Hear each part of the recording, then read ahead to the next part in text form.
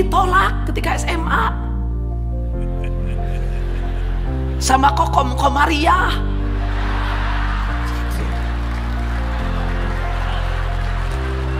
Masih ingat nama itu sampai sekarang.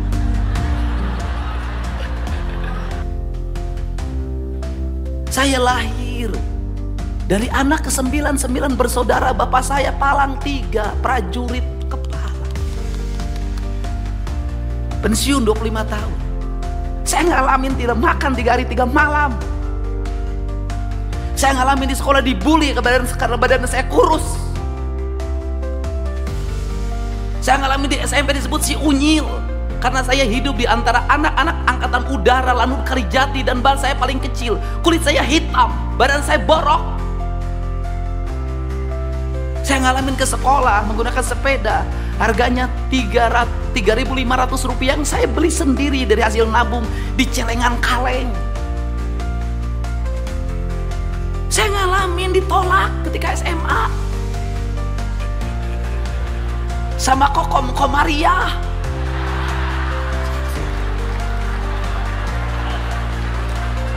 Masih ingat nama itu sampai sekarang. Sama Nur, tolak saya. Kenapa? Nggak tertarik sama saya. Orang ke sekolah naik motor, saya ke sekolah naik sepeda. SMA. Orang pulang sekolah nongkrong, merokok, nonton bioskop. Aing ngalah suluh di kebun karet. Saya tuh ngalamin Pak, mikul kayu bakar. Ada orang yang ditaksir saya sebelah sana. Malu lewat, saya lewat sungai.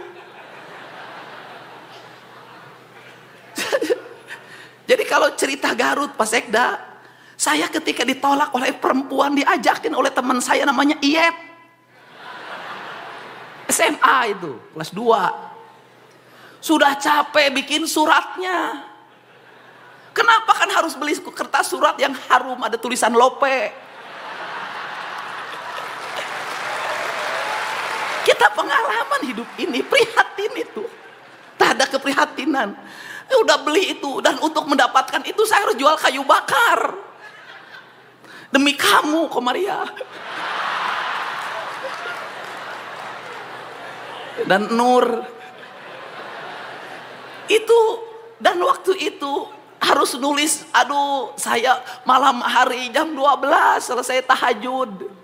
Dengan harapan diterima, hujan jatuh, airnya merintik, genteng bocor rumah saya. Tak bisa, aku harus percaya diri. Teruntuk Kokom Komariah di Peraduan. Seiring angin mendesir, air yang jatuh di genting. Kutulis sebuah pesan untukmu.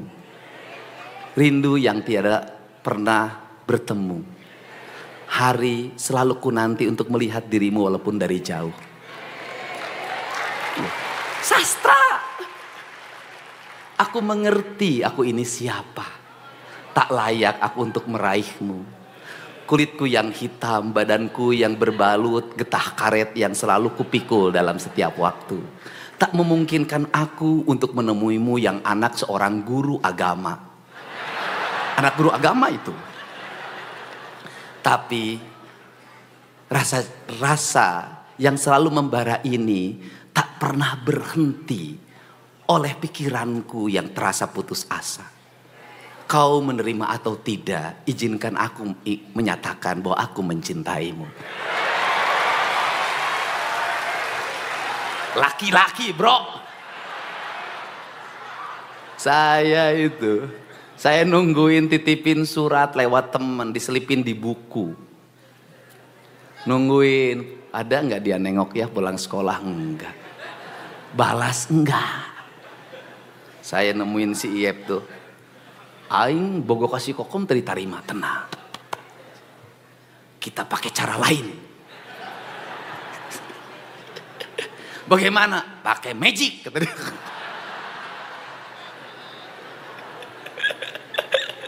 Yang angkatan sekolahnya 90-an lah ngalamin yang beginilah. Jadi bagaimana pakai magic? Udah puasa. Waduh saya puasa. Berapa hari? 40 hari. Waduh, ya udah demi Kokom.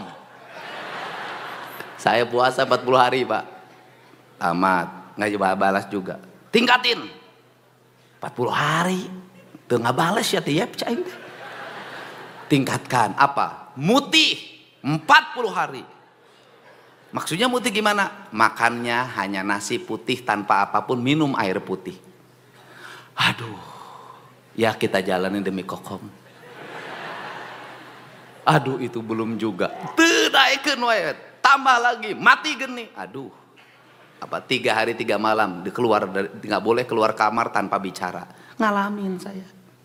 Habis itu lagi, apa lagi? Kata dia tuh, kita harus mandi 7 sumur. Aduh. Ya oke. Demi cinta saya bilang. Ngalamin Pak, saya tengah malam itu anak muda kelas 2 SMA dari satu hulu sungai ke hulu sungai lain. Habis lagi harus bakar apa lagi daun padi. Aing tamat tapi ke SMA angge si kokom teh itu. Dan menurut kabar kokom itu menikah dengan anggota Polri di Polsek. Apa sih sebenarnya pelajaran dari situ? Pada saat itu untuk meraih cinta harus berkorban, bekerja. Inginnya buat kokom, puasanya untuk diri sendiri. Tirakatnya untuk diri sendiri, apapun untuk diri sendiri. Akhirnya guru, saya belajar silat waktu itu. Guru silat saya mengatakan, wah aing tirakat wae anger teu payu bah, namanya Bah Jaja itu. Kata Bah Jaja itu, hei Dedi, lamun hayang menang perah kudu perih, tapi lain ngadahar cengek. Begitu digegel terus lada. Lain. Engke hiji waktu maneh bakal dipikar resep ku awewe nu jumlah naloba. Saya baru tahu. Ternyata baru sekarang usianya setelah umurnya 50 tahun. Aku memang ditinggalkan oleh satu wanita tapi dikejar oleh ribuan wanita.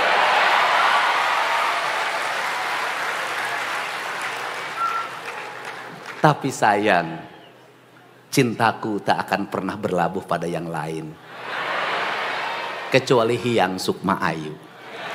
Dan sampai hari ini Hyang Sukma Ayu sambil menduk bubuk dada mengatakan, ayah jangan nikah lagi.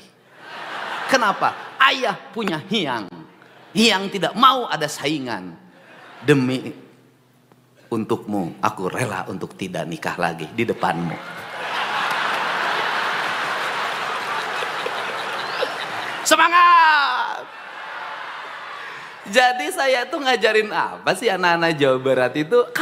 Saya keberhasilan saya tidak mengabdi, saya berhasil. Saya ingin menjadi keberhasilan anak-anak Jawa Barat. Saya ingin nanti ada gubernur Jawa Barat setelah saya bernama Udin. Saya ingin ada gubernur yang terlahir dari pemulung, ada gubernur yang terlahir dari buruh tani, saya gubernur yang terlahir dari tentara pangkatnya prajurit kepala palang 3, daftar akademi angkatan darat Akmil lulus. Kenapa tidak lulus? Berat badannya 47 kg, kurus.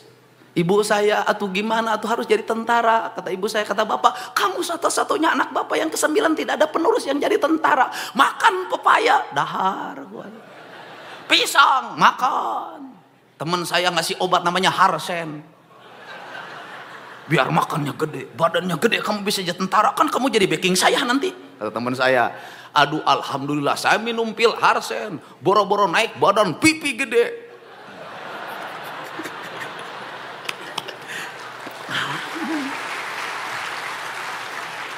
Daftar secaba telulus. Akhirnya saya pindah ikut kakak saya, tinggal di rumah kontrakan, rumahnya mau roboh, tiap hari saya hanya makan nasi dan garam. Setelah itu apakah saya berhenti? Tidak. Saya bilang ke kakak saya mau kuliah. Di sini aja STH Purnawarman Purwakarta. Uangnya dari mana, Det? Ya udahlah kuliah aja, nanti juga ada rezekinya. Saya ikut kuliah kelas karyawan. Muridnya hanya 30, semua pegawai yang ngeskarolot. Kemudian saya nggak habis akal, saya dimodali oleh teman saya. Saya dimodali oleh teman saya namanya Galih. Ingat saja sekarang pegawai Pemda Purwakarta. Jadi anak buah saya ketika jadi bupati, saya dikasih uang waktu itu 1 juta. Kemudian saya buka kantin, jualan bala-bala. Di sekolah jualan gehu, lemper. Tiap hari begini, nungguin anak-anak Semea Purnawarman jajan. Habis itu saya punya kontrakan sendiri. Itu saya ingat betul, saya punya teman namanya Komaruzzaman, pegawai pengadilan agama Purwakarta. Mudah-mudahan Pak Komar masih sehat. Jarak dari rumah kontrakan saya ke sekolah itu 5 km. Saya ngakalin diri untuk gratis. Ketika pulang, berangkat saya jalan kaki, pulangnya apa? Saya lapar nih, tapi gimana uang saya biar gratis nih, biar awet. Saya ikut sama temenin Pak Komar jalan, Pak Komar juga. Nah, hanya untuk apa? Karena setiap pulang dengan Pak Komar, saya pasti diajak makan nasi goreng. Gratis. Jadi, buat anak-anakku, tidak ada alasan bahwa Anda miskin, Anda tertinggal. Tidak ada alasan. Apa yang terjadi di abad hari ini? Sudah miskin, kemudian memproklamirkan kemiskinannya. Lemah.